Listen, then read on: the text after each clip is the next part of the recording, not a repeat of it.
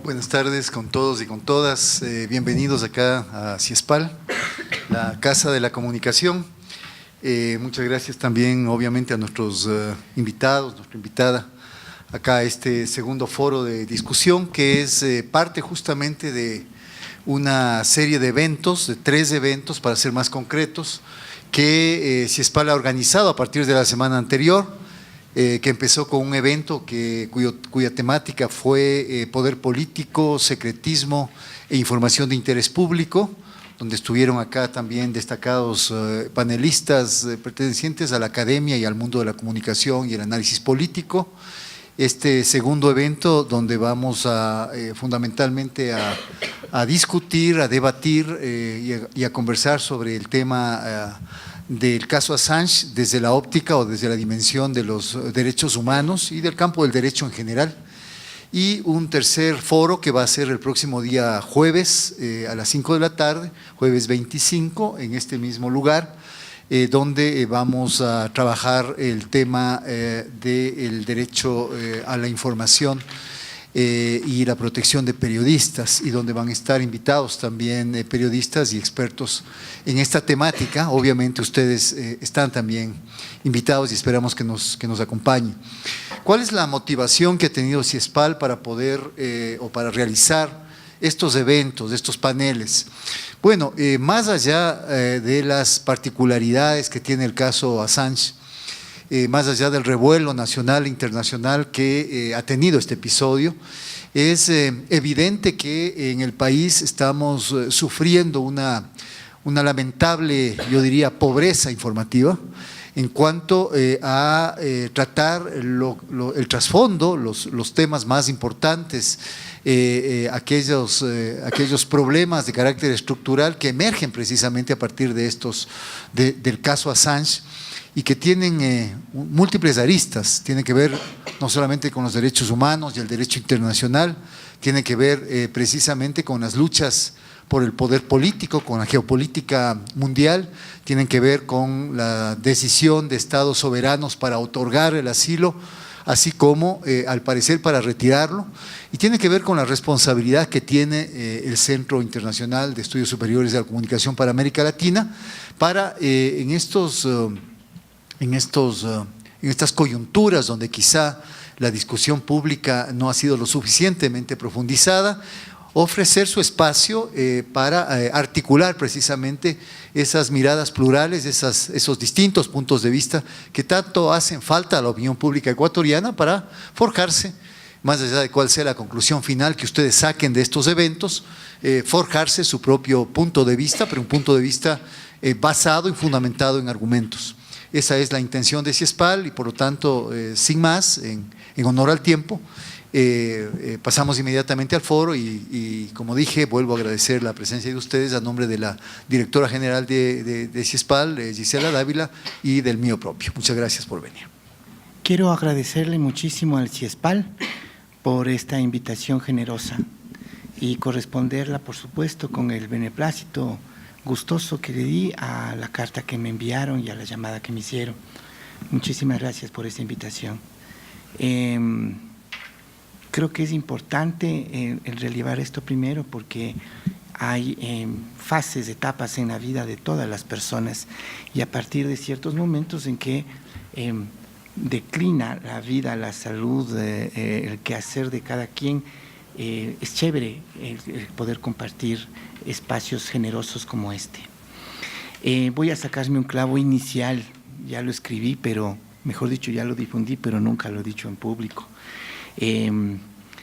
A propósito del tema por el cual estamos acá, André Breton, el poeta surrealista, escribió en 1936: "El mundo es un planeta sin visa para León Trotsky", porque el trabajo que he traído para compartirles a ustedes tiene que ver con esa obsesión, ¿no?, del encontrar siempre en la historia espejos en doble vía.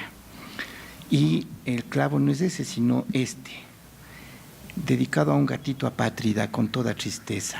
Oda al gato, Pablo Neruda. Ustedes saben qué gato, ¿no? Los animales fueron imperfectos, largos de cola, tristes de cabeza. poco a poco se fueron componiendo, haciéndose paisaje y adquiriendo lunares, gracia, vuelo. Solo el gato apareció completo y orgulloso, nació completamente terminado, camina solo y sabe lo que quiere.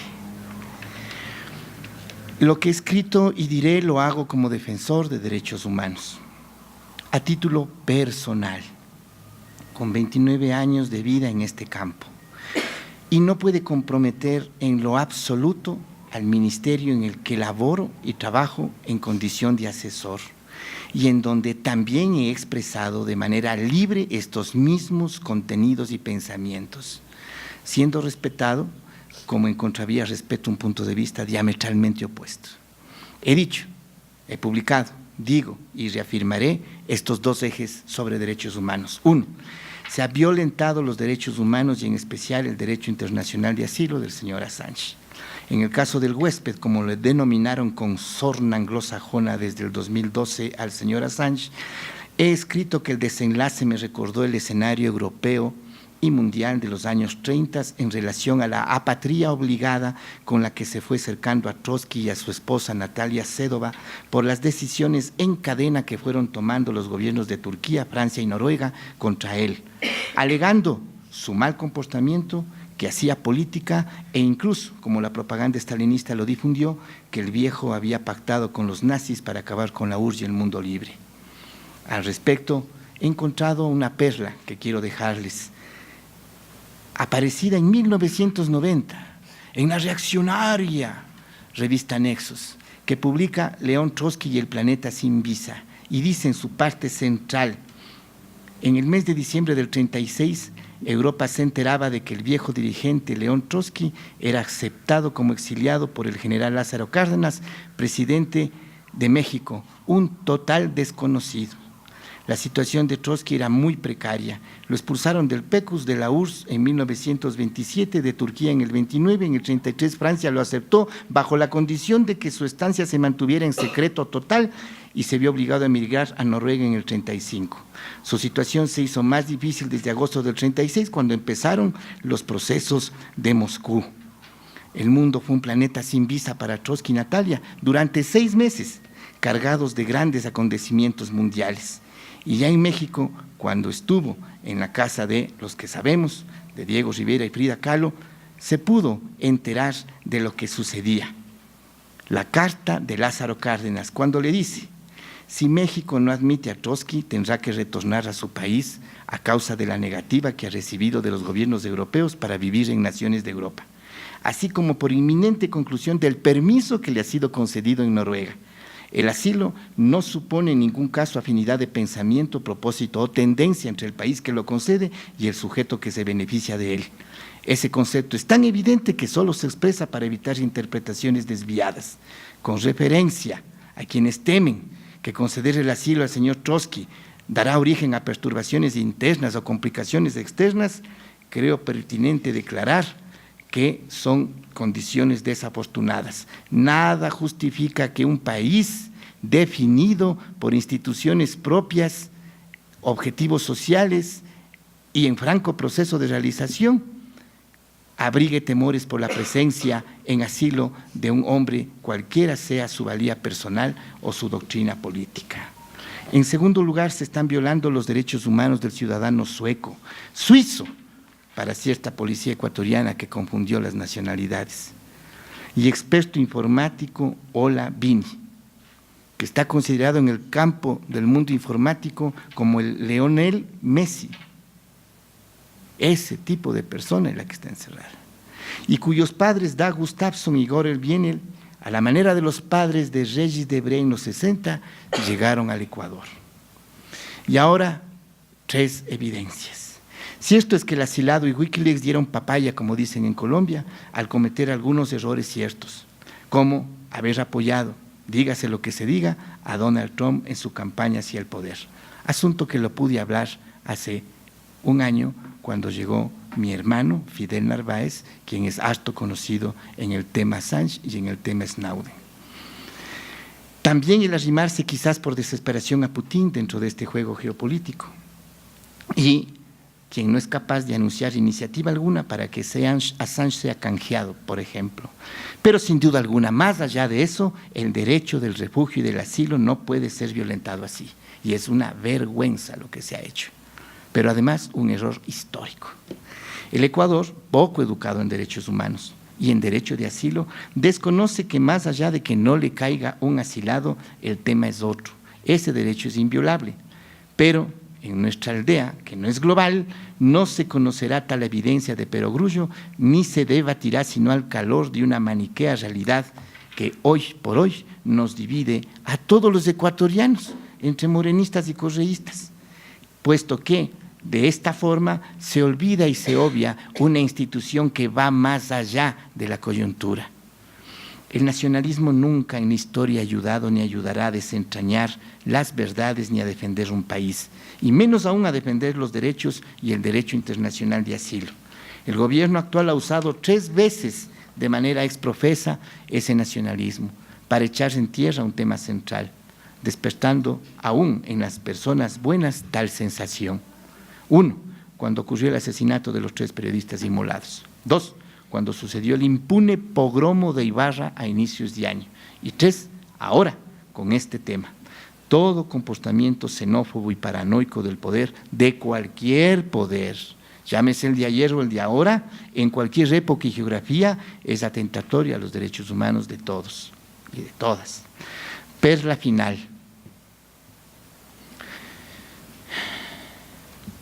En una entrevista aún inédita, que no ha sido posible publicarla en el Ecuador, concedida el 18 de febrero del 2016 por vez primera a una periodista mujer de Latinoamérica, Julian Assange respondió así a la comunicadora Nelly Balbuena y al colectivo de derechos Mujeres Contando, desde la Embajada Ecuatoriana en Londres.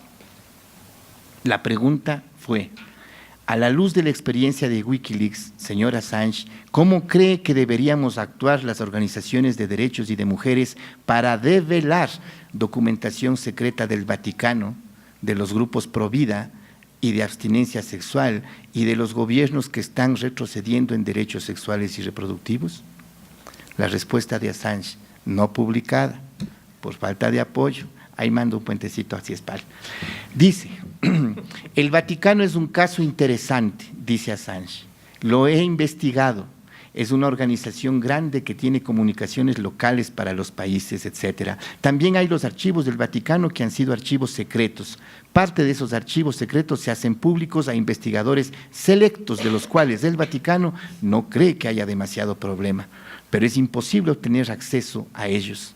Siguen ocultando el índice de libros y archivos de su sección pública, pero obtener todos los archivos secretos del Vaticano es nuestro santo grial.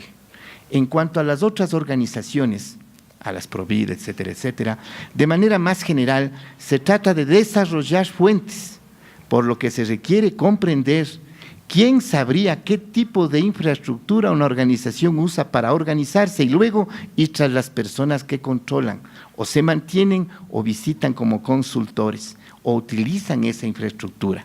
Luego, en lo exterior también se puede ofrecer recompensas por tal información, o hablar acerca de la importancia de la misma, enviar email masivos a la organización pidiendo información, repartir folletos en esas organizaciones y a sus consultores, todo por vía informática, por supuesto, hablar inclusive con piratas que pudieran estar dispuestos a hacerte un favor y obtener dicha información, teniendo mucho cuidado, legal por supuesto, pero donde hay tiempo y voluntad, siempre habrá una manera de abrir los controles del propio Vaticano.